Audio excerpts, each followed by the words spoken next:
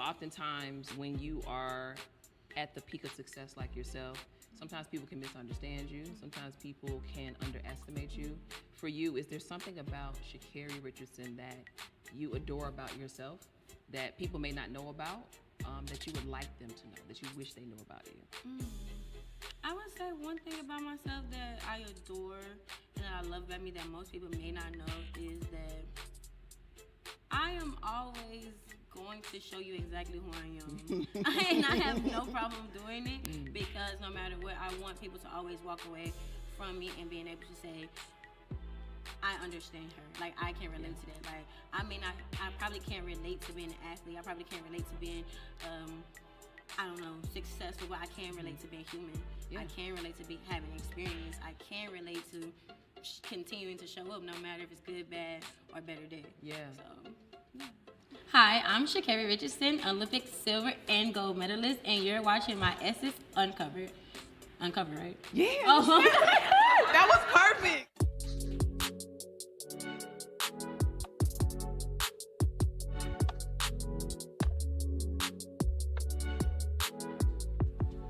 What's going on, Essence family? It's your girl, Sha'Carri Nicole, here again with another edition of Essence Black Women in Sports. And this time it's Essence Uncovered. I like how we merged the two worlds. And I'm hanging out with one of the fastest women to ever live. You heard me right, track and field icon, Olympic gold and silver medalist, none other than Sha'Carri Richardson. How are you? Hi, gorgeous. How are you? I'm fantastic. It's amazing. So I know we just wrapped up behind me just a few moments ago. Yes. You were giving all the things. You were giving the face, the looks, all the things. This is your first Essence cover. Yes. Thinking about that and this experience you had here today, how are you feeling right now? Oh my gosh, my experience here today, being on Essence cover, is an honor. I feel like the little girl inside me has like achieved something that we only saw in the magazines. Like we only saw like on TV. So it's an honor. Like it even reminds me of a moment of having with my grandmother. Like I actually remember her reading Essence when I was younger. So full circle moment to just be here, be on the cover, these beautiful looks with these beautiful people, and just to admire the essence of blackness. Like I am honored to be considered black excellence on the cover. You absolutely Tell me something about the little version of you, something that you've always wanted to achieve. Let me know in the comments. are. So you talked about the looks. We had a lot of looks today. Yes. Was there one that stood out to you most that you felt the best in? They were all amazing, by the way. Thank you. Oh my gosh, thank you so much. I loved all the looks. I would say probably my favorite look would have to be the one where I look like an African goddess. I just like that because of the essence. It was soft, it was pure, and it was just covered. Yeah. But covered in a way of like just with energy. Yeah. So I really enjoyed that look. Energy and elegance. Yes. Let's get into the nails. They are extremely sharp. And I mean Yeah, that as round it like off. nice, not just sharp as in a point. point. It's sharp like period. Like on point. On Like, period, on you're doing your period. thing. So I mean, we talked about a little earlier before the cameras were rolling how you function with these nails. Yeah. I was mentioning to you that I wear contact lenses, so I can only do nails about a little bit longer than my actual like where my skin starts right there. Right there. And you said you wear contact I lenses. do. Can you give me some advice on how to take these out with nails like that? Oh my gosh, actually, to even describe it, my little baby cousin, she's in college, she actually gave me a tip to getting out my contacts. It's like something the way, like take the contact, drag it to the end or something like that. It's crazy, but it works. It works every time. Like I can do it with nails on, with nails off. So my baby girl helped me out. So shout out to baby cousin. I want to try that. Baby cousin, I'm going to try it. If it doesn't work, I know who to find and who to blame. Speaking of fashion, just a little bit more, when it comes to the nails and the hair, how do you decide like what your look is going to be for big races? Oh my gosh. So my thought process going into big races, especially when it comes to my fashion, my hair, my nails, honestly, I have a great team that I trust, and almost like they can feel the aura around me when I'm in go time. Like I don't start the day of the race. Like it probably is like 2-3 weeks out. I'm already preparing for my race. So my team around me, like they just pick up on my energy. And yeah, I literally just let them freestyle, and literally what they come up with matches to the T what I'm feeling, what I want to embrace, and what I want to show. So I trust my team. Most I'll probably tell them if I'm feeling a color. Sometimes colors come to me because I feel like colors have a lot of energy. Yeah. And I'll give them a color and they'll freestyle, but I trust their decisions all the way. Let me know in the comments, what is your favorite color? So there was a situation where you had a race and you said, "Nah, this hair ain't gonna work. Oh. We just gonna go with what we got going on."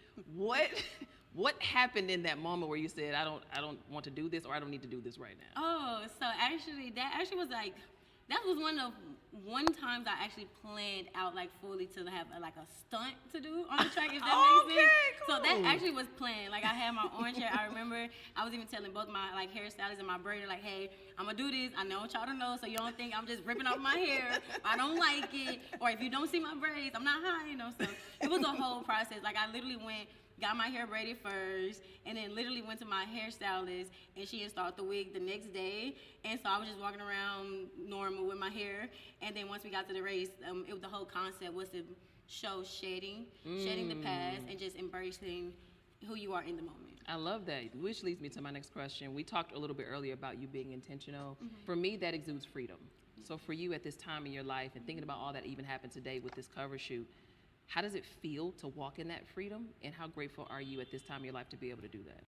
I am incredibly grateful for the opportunity that I feel, the freedom that I feel now. I feel like it was at certain points just having to learn the concept of what true freedom is. I'm like, that ain't New York. Let me tell you something. We didn't ask to be here, okay? This is where they chose to have this. I was like, right. So if you hear a horn, it is what it is. And if you don't, just be thankful. We're gonna do the best we can in the edit to make this what we would like it to be. But if you hear a horn, just get over it. Yeah, shout out to New York. Back to what I was saying, I honestly am grateful because it was certain points in my life I did feel like I didn't have the freedom that I could, really be myself and share myself.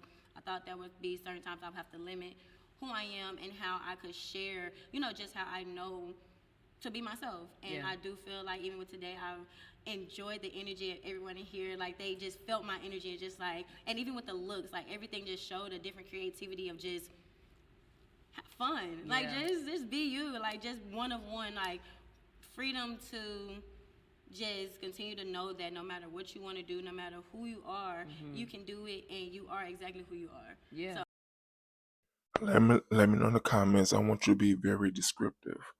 Do you have her level of freedom? I mean, please be descriptive. I am enjoying that freedom of my life now, and I felt that all today while I was filming as well. I love that. I'm glad we could create a space, a safe space for you to do that. Oftentimes when you are at the peak of success like yourself, sometimes people can misunderstand you. Sometimes people can underestimate you. For you, is there something about Sha'Carri Richardson that you adore about yourself that people may not know about, that you would like them to know, that you wish they knew about you? I would say one thing about myself that I adore and that I love about me that most people may not know is that I am always going to show you exactly who I am. And I have no problem doing it because no matter what, I want people to always walk away from me and being able to say, I understand her. Like, I can relate to that. Like, I mean, I probably can't relate to being an athlete. I probably can't relate to being, I don't know, successful, but I can relate to being human. Yeah. I can relate to having experience. I can relate to continuing to show up no matter if it's good, bad, or better day. Yeah. So, yeah. Let me know in the comments, what do you love most about yourself? What or who keeps you grounded as we continue to talk about authenticity and you firmly rooted in who you are? What or who keeps you grounded? What reminds you to always be Sha'Carri? Oh my gosh, what keeps me grounded first would be my faith. I feel like my faith is something that as long as I keep that first, everything is like a domino effect and will follow through. So that's my first key of keeping me grounded. Yeah. Then it will be my family. I love my family. Out in Dallas, Texas, I miss them. I love them all the time. And I appreciate just them always reminding me of who I am, no matter what is going on. And I have no problem. And also I appreciate my relationship, my person that continues on a day-to-day basis, help me just see who I am, critique me and let me know my rights, my wrongs, and I appreciate my training team, like my training environment where I go there and it's another safe place and they continue, they see me but they understand as well, the direction that I want to go and we all come aboard together and we make it work. So I have a great support system. When you talk about your coaches, I know, every player, every athlete is different, and coaches have to kind of keep that in mind as they're coaching certain athletes. is there a certain level of communication that you're more receptive to when it comes to being coached? That you're like, yo, if you're telling me like this, I'm good. If you're telling me like this, maybe we should figure out a different way to tell me that. I would say, actually, it would be funny when I say me and my coach, we have a very close relationship. But for me, even if we weren't close, like I like rough. Like, not saying rough, but I like the fact that it's just like give it to me exactly how you need to. Like if I'm not doing something, if I'm not at practice busting my tail to my fullest potential, or I am not doing what I'm supposed to be doing, or if I am doing what I'm doing, like I like for my coach to tell me exactly what is on his brain, no filter, raw, because at the end of the day, I'm gonna give it right back to him the same way. Yeah. But at the same time, I know that it comes from such a genuine place of wanting to pull the best out of me, no matter where, to the point where even he's willing to go against, not even against me, but going against myself to pull out of me what I need. So I'd be like, Coach, give me to me straight. Like, I don't need no baby talk. Don't talk to me. Let me know what's up. So, I love that. Yeah, I take that all day. I love that, which to me takes great strength. And we were off camera, we talked about strength a little bit and kind of your views on that.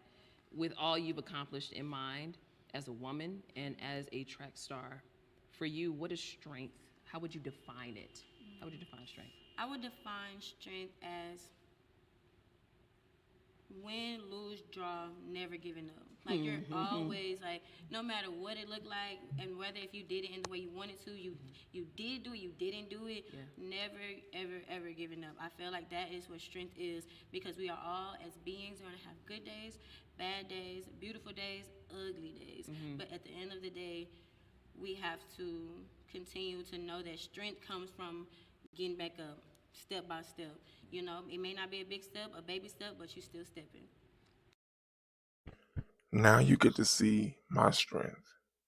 And I want you to go into the comments and give me a definition of what strength means to you. Gotcha. A couple more questions for you before I let you out of here. Your voice, your aura, your presence carries a lot of weight. A lot of people have a lot of things to say. Social media, people when you get to typing, it's not about typing in the phone and in the computer. You just get real brave. For you, how do you determine when you're going to respond or exercise your right to raise your voice and when you're going to just chill? Oh my God, I love that question. Thank you for that. Because I like how you said that, because it's moments. All of them categories got different moments. I feel like when I feel to use my voice, only when it's for the greater good. I feel as if only when I feel compelled by something put on my heart, on my spirit to speak on, that is going to bring more peace and more positivity than it will do negative. I feel like that's when I want to for sure use my voice and to inform people. A lot of people, especially when it comes to track and field, really don't understand. So I would love to continue to use my voice or my essence, or the platform I do have to show and to vocalize exactly what track and field is to the world, and not just every 4 years when people tune in. I would say that's when I want to use my voice. And then choices when I don't want to use my voice, I would say, again, I just listened to Miss Stacey Abrams, and she told me, well, not me, but she told the group what she was talking to. She was basically saying, if you wouldn't take advice from them, don't take critique from them. And I feel like that is something that, like, I just heard it recently, but I feel like in my brain it's registered so differently, because it's like, you're right, like, people that get online and have so many comments, they put their phones down and they see the life that they really live. When you put your phone down, you see the life that you really live. So it's just, at the end of the day, you have to be in tune with your star player. You have to be grounded and create your own environment where sees your rawness, your ugliness, your beauty on a day-to-day basis, compared to when you do get online and people only see moments. So I just pour myself into the people that see everything around me, and the people that be online, I know they're gonna watch no matter what. So I'll be like, watch, baby, watch. You all, as I close this out, I'm gonna give Sha'Carri the opportunity to answer or not. And this is the beauty in recording and editing. We could just get rid of stuff. So we started off initially this interview, and I mentioned that she was a gold medalist. I did not mention the silver. She said, sis, one moment. I have a silver medal as well, which I'm also equally proud of. And so I redid that intro that you saw earlier. With that said, there was a lot of conversation around what transpired before the 100-meter final. A lot of people had their own interpretations of how that may have impacted you or what have you. And again, you've been moving in stride. You're proud of yourself, as you should be, and everything that you did up to that point. is there anything that you want to address regarding what transpired that led up to that race?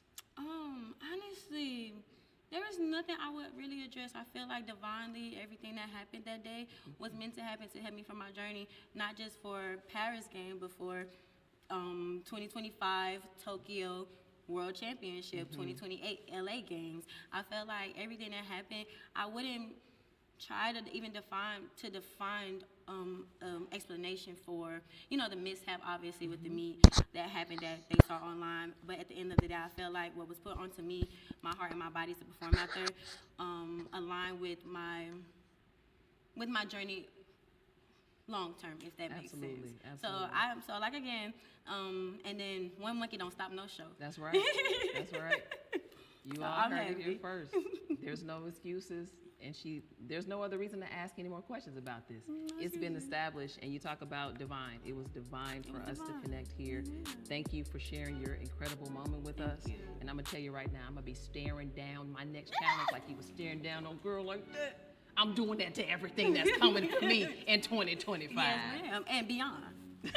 Thank you, Sha'Carri, so Thank you much. so much. Please go into the comments and tell me your thoughts about this interview.